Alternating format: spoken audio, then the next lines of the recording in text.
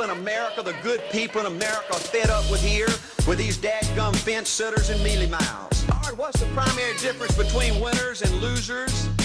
The winners do it, they do it, and do it, and do it, and do it, until the job gets done. Years ago, he was a high school football coach. His wife, Angela, was teaching English in high school. He got an idea, just an idea. And 10 years ago, he turned that idea into a company, a concept, a practical concept. 10 years have passed. 150,000 people work for him now. Last year, he sold $77 billion worth of insurance. This year, $100 billion. That is more than Prudential and New York Life, number 1 and 2, combined in 10 years. He's from Monroe, Georgia. He has the dialect to prove it. He this year will sell $100 billion worth of insurance and revenues $2.5 billion. And he's just now beginning to dream, to plan, to go. Art and Angela Williams have 2 precious children, Art the third and April, their daughter. He is chairman of the Inner Council, the Inner Circle of our ministries, and a personal and a dear friend. He is a born-again Christian, as each of his family members, but he's an entrepreneur. And Dr. Armstrong has asked him to come tonight and talk to you about what he knows most and best about. And having been in one of his sales meetings last Thursday in Palm Springs, you know, I usually go out preaching, and I try to wake up religious morgues, and most of the places, a lot of the places I go don't need a revival, they need a resurrection. But he asked me to speak to his group of national sales directors, and I had to work hard at getting up where they were and not appearing as a backslidden preacher. This man, I repeat, is the leading entrepreneur in America and a friend of NRB, and I introduce you to you, Mr. Art Williams. Thank you. Thank you, Jerry. And I tell you, I don't know if I've been this nervous in a long time. This is the most intimidating thing that I think's ever happened to me. An old dumb South Georgia football coach speaking to a bunch of TV personalities like many of you, many great evangelists in the audience, and who put me between Falwell and Swaggart on the same night just totally blows me away. But I'll try to give it my best shot. I was asked to talk to you about how to win in business. I think it's a good subject for you to think about, because I believe business in America is in a crisis situation today. All you have to do is read the paper and every month see our trade deficit, and it's just a very depressing situation. And to speak to you about how to win in business, there's a lot of obvious things I could talk about. You first have to find a need. You've got to fill a need for a consumer out there. You've got to have a market. You've got to have somebody to sell your product or your service to. You've got to, if you really want to get big and win big, you've got to have a uniqueness. There's got to be something a little bit different from you than all of the competition out there. But by far the most important thing you've got to have to win in business in these United States today is a very unique kind of mental toughness. I believe the difference in winning and losing in the free enterprise system is so small, it's almost too scary to talk about. You can do 99% of the things right in business, and yet if you don't possess what I call that winning edge, that mental toughness, folks, it's impossible to win. I believe the thinking in corporate America has been screwed up over these last 20 or 25 years, and I believe this screwed up kind of thinking started in our big liberal universities today. I believe a college degree in business from most universities today is not worth the paper it's written on. I just had a son graduate from the University of Georgia a few months ago. The reason I think that is because most of these professors in most of these universities today hadn't got enough common sense to get in out of the rain. They don't have any idea what it takes to win out there in the real world. They deal in a bunch of theory. These people have tried to fill up corporate America with this kind of thinking. These are the special people. If you're born rich, If you're born on the right side of the track, they rule you the privileged class in America. If you're born poor from an average, ordinary background like I came from, they say you're supposed to give up all your big dreams and all your big ambitions and all your big hope. If you have a high IQ, they rule you brilliant. If you have an average IQ like me, they say you ought to drive a truck or be a janitor. Well, bull. Hey, that ain't the way. That ain't the way it is, and that ain't the way it ever was. They ain't nobody ever designed a test, nor will they design a test that can measure the heart of a man or a woman. The things that are unique to winning in business in America today are not outside artificial things like IQs, college board scores, college degrees, and stuff like that. The key to winning in these United States is what's inside a person. It's your integrity. It's your people abilities. It's your character. I believe in developing this winning edge. I've got 10 or 12 points that I won't be able to go over with you tonight, but let me just give you a flavor of what I think you got to do to succeed in these United States. Number one, you got to get excited. Folks, I don't believe anybody will ever tell you anything more important than this in winning in these United States. 90+% of winning in anything you try to do in America today, you got to be excited. People in America won't follow or believe in a negative, dull, disillusioned, frustrated, dadgum crybaby. People want people that are positive and excited and enthusiastic and tough. The greatest definition I ever heard, I thought about this 10 million times when I wanted to quit along the way of a winner. This guy said almost everybody in America can stay excited for 2 or 3 months. A few people can stay excited for 2 or 3 years. But a winner will stay excited for 30 years or ever how long it takes to win. Another key to building this winning edge and this mental toughness is you got to become a dreamer again. You know, I'm a Methodist, and we just changed ministers a few weeks ago, and our new minister came in, and the church was just packed. And the first thing he said, well, it looks like everybody came out to see the monkey perform. And the second thing out of his mouth, he said, for a church to be a great church, you got to have a dream. If you don't have a dream, you're dead. And boy, I sat up and I said, man, me and this guy are going to get along good because he knows what he's talking about. See, folks, I believe in order to win, you got to feel good about yourself. When I was coaching football for 7 years back in Georgia, and I had a paddle in my coaching office, and it was about this thick and this long.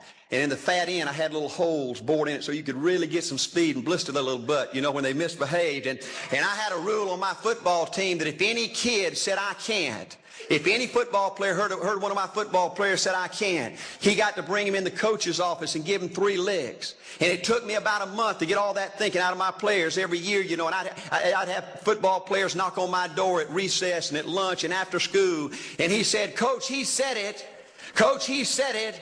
And I'd make that kid bend over, and I'd give that other kid the board. He'd bust him 3 times. And folks, it didn't take long. You couldn't create a word game to get one of my kids to say, I can't. Bring it home a little bit more personal. When April and little Art were just this little and could understand words, every time they said, I can't, I made them do 3 push-ups. Folks, there ain't nothing you can't do in America if you want to bad enough. Another key in building this winning edge is, folks, you got to stand for something. People in America, the good people in America, are fed up with these dadgum fence sitters and mealy mouths. Corporate America has an especially black eye in business today. Most people in America think you can't find a company. They think you can't find a salesperson that'll tell you like it is and stand behind their word. They think these companies will sell anything, say anything, just to make a sale, just to make a profit. Well, you know what? Folks, if you want to win in the free enterprise system in America today, you got to stand for something. And another point, thank you, is yes, you're going to be controversial. Folks, if you want to win in these United States today, just get ready. You're going to be controversial. The only way not to be controversial is to be average and ordinary. They just call me anything but average and ordinary. Now, I know some of you might say, well, you know, I don't think I like Art Williams. You know, he sounds like an old tough butt to me. Well, folks, I'm telling you, you can be good and tough at the same time. I bet nobody's ever talked to a religious broadcaster like that.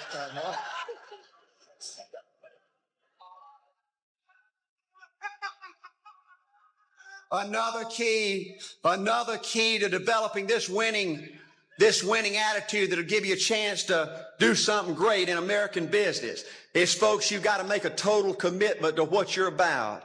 Do you know the American people have lost their toughness? They've lost their ability to make a commitment. See, folks, in trying to win in business, you're just going to have so many false starts. You think you get it going time after time, and you just get knocked back to ground zero, and it's your ability to compete, to pick yourself up off the bat one more time, to go for it one more time, that's going to determine success or failure. You know, we've got a divorce rate in America some 50% right now. You know, it just seems like that people that go in business today, they have an attitude, well, I'm gonna stick my toe in it. If I start making all this money, get all these promotions, then I'll see this thing through. Well, folks, that's not the way it works. The first step to winning in business in America today is you've got to make a total commitment. Total commitment gives you that little extra ounce of courage you need to fight back through the tough times. Winning in business demands the same kind of commitment that winning in marriage demands. You know, I fell in love with my wife in the 2nd grade. Only girlfriend I ever had. We ran off and got married our freshman year, had both of our children before we left college. We're true business partners. In marriage, we go everywhere together. I spend more time with her, been married to her 26 years. Now I got 2 grandbabies, love her more today than I ever have. But I don't like her all the time. There's a bunch of times every day that I don't like her. I'm a nut about brushing my teeth. You know, if I can get the toothbrush, I'll brush my teeth 4, 5, 6 times a day. And Angela's always forgetting everything, you know. And she always leaves the cap off the toothpaste, you know. And when I go in there to brush my teeth, the cap's off. It's got that hard little crust around the edge. You know, it just burns me more than I can tell you, you know. And I get on Angela's nerves about a lot of things. You know, we were having dinner last week, and every time we get through, Angela kicks me under the table, you know, and gets me back in my room and says, "Arn, you ain't got no class. You know, I wish,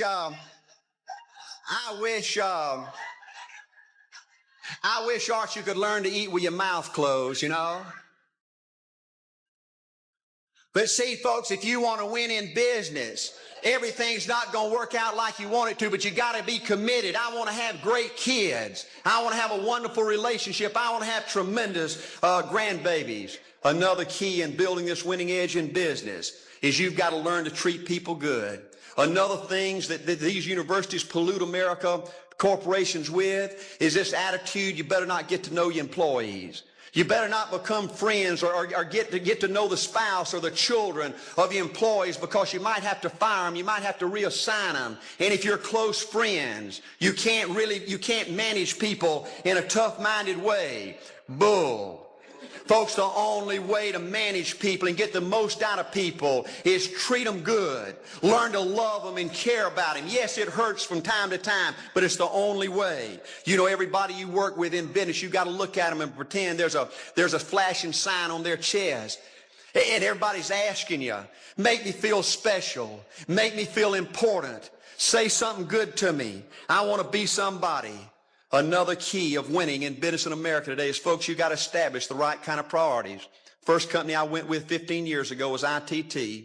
When I was out there struggling, dying every day, wanting to quit and go back in coaching 1,000 times, my first heroes in this business were vice presidents at ITT making $40,000 or $50,000 a year.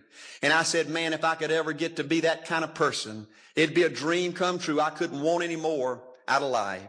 A few years later, I earned the right to get promotions to that level and found so many of my heroes in business, their personal lives were a disaster. They were alcoholics and divorced 3 and 4 and 5 times. I just read an article by the author of In Search of Excellence, and I saw where he says, I can't find evidence of any successful business person in America that's not tunnel vision, that just doesn't give everything to business. Folks, I said back then, 15 years ago, that if that's the price you've got to pay to win in business, it's not worth it. 15 years later, a multimillionaire. Folks, I can stand and preach to you that you can't separate your personal life from your business life. God's got to come first. Your family's got to come second, and business has got to come third. And I believe if you have a lousy spiritual life and a lousy personal life, long range, it's going to be devastating to your business. Another thing in building this winning attitude